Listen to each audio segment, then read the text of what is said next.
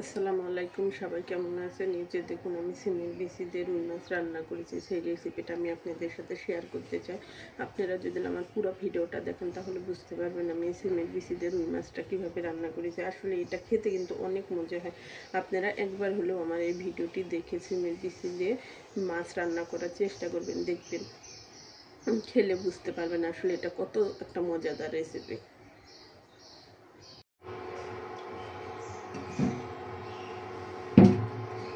আজকে আপনাদের সাথে আমি রুই মাছ দিয়ে বেশি কীভাবে রান্না করতে হয় সেই রেসিপিটি শেয়ার করব। তার জন্য প্রথমে যে দেখুন, আমি প্যানে মাছ বসিয়ে দেবো।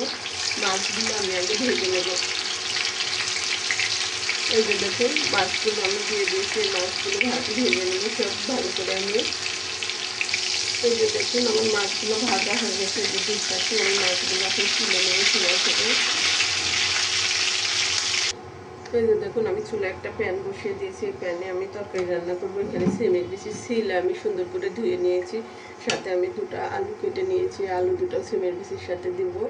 আপনারা এই রেসিপিটা রান্না করলে বুঝতে পারবেন আসলে কত মজা হয় খেতে। আমি প্যানটা গরম হলে এখানে তেল দিয়ে দেবো। এই যে দেখুন, আমার প্যানটা গরম হয়ে গেছে। আমি তেল দিয়ে দিয়েছি। এখানে আমি পেঁয়াজ দিয়ে দেবো। পেঁয়াজ কাটাটা দিয়ে দেবো। পেঁয়াজ কাটাটা বাদামি কালার হলে এখানে আমি সব মশলা দিয়ে দেবো। পেঁয়াজটা যখন আমার এমন বাদামি কালার হয়ে আসবে তখন এখানে আমি আদা রসুন বাটা দিয়ে দেবো। পেঁয়াজ বেশি প্রয়োজন আমি আদা রসুন বাটাটা বেশি দেবো। এই আদা রসুন বাটাটা আমি মশলাটা বেশি ভালো করে পেঁয়াজের সাথে ভেজে নেব। এভাবে এখানে আমি এখন মশলাটা ভাজা হয়ে গেছে আমার তেলের সাথে। এখন আমি এখানে একটু পানি দিয়ে দেবো। সিমের বিচিটা রান্নার সময় আপনারা একটু গরম পানি করে নেওয়ার চেষ্টা করবেন। গরম পানি দিয়ে রান্না করে ভালো হয়। জন্য গরম পানিটা একটু করে নিয়েছি। এখন এখানে আমি স্বাদ মতন আপনারা লবণ দেবেন। আমি এখানে 1 চামচ লবণ দিলাম। আমি লবণটা পরে চেক করে দেবো। আমি এখানে মরিচের গুঁড়াটা অল্প দেবো। আমি কাঁচা মরিচ দেবো দেখে আমি মরিচের গুঁড়াটা অল্প দিলাম।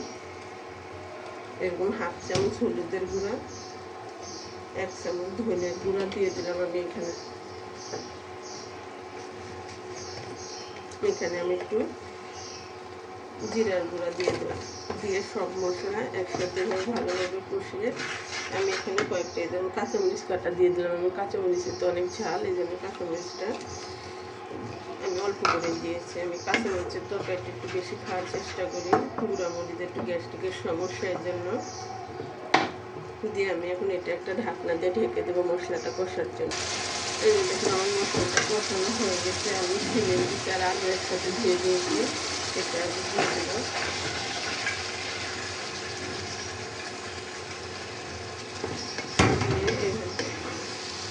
নেড়ে ছেড়ে আমি ঢাকনা দিয়ে ঢেকে দেবো। এই পানিতে আমাদের বিচিটা কষানো হয়ে যাবে।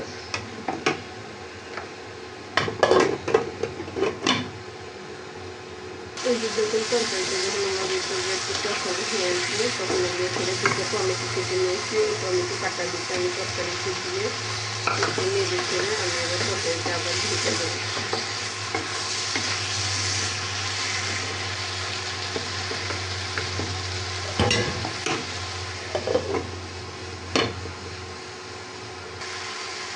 এই যে দেখুন, তরকারিটা যখন কষানো হয়ে যাবে আমি পানি গরম করে রেখেছিলাম। এই পানিটা আমি তরকারিতে এইভাবে দিয়ে দেবো। দেখুন, আমার যখন পানিটা আমি দিয়ে দিয়েছি তখন আমি দেওয়ার পরে এইভাবে ঢাকনাটা দিয়ে আমি আবার ঢেকে দেবো। বলক আসলে তারপরে মাছগুলো দিয়ে দেবো। এই যে যখন তরকারিটা যখন একটু বলক আসবেন তখন আমি মাছগুলো দিয়ে দেবো। আমি লবণটা চেক করে দিয়েছি, একটু কম হয়েছিল, আমি লবণটা দিয়ে দিচ্ছি। এটা রসুন সবগুলো মাছ তরকারিতে মাছগুলো সব দেওয়া হয়ে গেলে তরকারিটা আমি আবার ঢাকনা দিয়ে ঢেকে দেবো। দেখুন, আমার তরকারিটা কত সুন্দর হয়ে গেছে। আমি এখন তরকারিটা চুলা থেকে নামিয়ে নেব।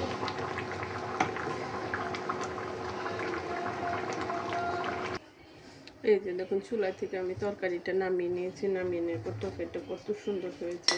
আপনারা যদি আমার এই রেসিপিটি ফলো করে রান্না করেন তাহলে বুঝতে পারবেন আসলে রুই মাছ দিয়ে সিমের বিচি দিয়ে রান্না করলে যে খেতে যে কত মজা হয়। এই যে দেখুন, আমার তরকারিটা। আর আমার ভিডিওটি যদি ভালো লাগে আমাকে একটা লাইক দিয়ে আমার চ্যানেলটা সাবস্ক্রাইব করে দেবেন। দেখেছেন আমার তরকারিটা কত সুন্দর হয়েছে।